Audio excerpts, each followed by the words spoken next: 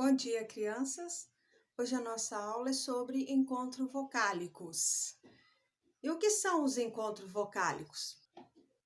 Aqui nós temos uma trova. Você sabe muita coisa, borboleta sabe mais. Andar de perna para cima, você nunca foi capaz. O encontro de duas vogais ou mais em uma palavra chama-se encontros vocálicos.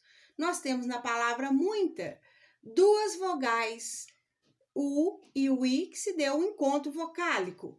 Coisa, o o e o i, outro encontro vocálico. Na palavra mais, o a e a letra i. Então, temos aqui foi, a vogal o e a vogal i. Preste atenção neste quadro. Nós temos o ditongo, que é o encontro de duas vogais na mesma sílaba. Um exemplo, a palavra moita e a palavra leite. O tritongo é o encontro de três vogais na mesma sílaba. Um exemplo, Uruguai e iguais.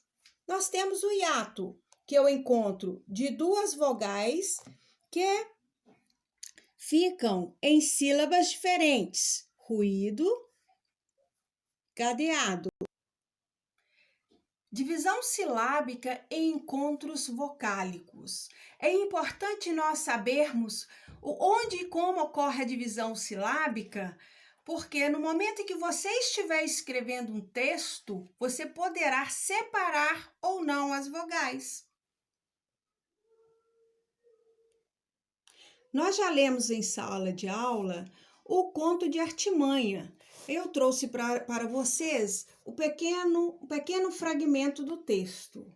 Mas o lenhador argumentou, naquele caso, quem tinha razão era ele, e a ingrata era ela, e já que não chegavam a um acordo, teriam que chamar um juiz para decidir a contenda.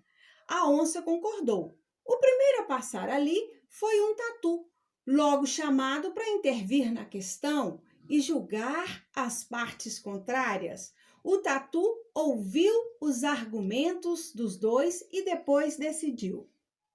Então, pessoal, se eu for tomar aquelas palavras negritadas do pequeno texto para poder fazer a separação, eu tenho a palavra argumentou. Argumentou. Por que eu não separei o O e o U? Porque eu tenho as duas vogais.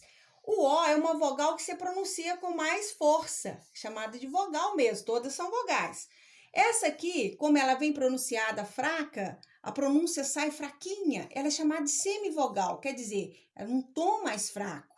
Então, aqui eu tenho um ditongo, que é a união de duas vogais, por isso que eu não as separo.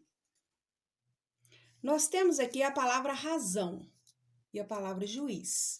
Na palavra razão, eu tenho um ditongo. Por que um ditongo? Porque eu tenho a pronúncia da vogal A, ela sai pelo nariz, se estampar o nariz vai sair Então, eu tenho a vogal A, mais a semivogal O. Professora, por que é semivogal? Porque o O sai com som de U bem fraquinho. Então, as duas eu não posso separar, eu tenho um ditongo.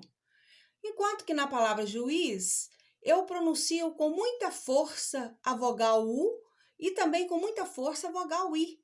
Então, quando eu vou separar essa palavra, o U fica na primeira sílaba e o IS na segunda sílaba. Aqui eu tenho um hiato.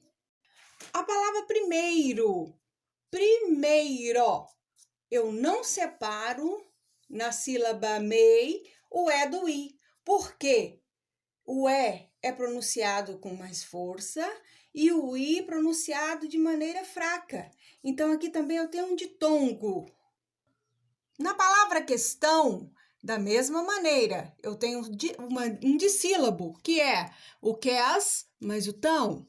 Não separo também o A do O, porque eu tenho um ditongo. São unidas porque o A é pronunciado com mais força, com mais tonicidade, e esse aqui pronunciado com menos tonicidade. Parece até que você está escrevendo um U, falando um U. Tem muitas que fazem o tão, escrevendo AU, de tão fraquinho que saiu o O. Por isso eu tenho um ditongo, eu não separo o ditongo.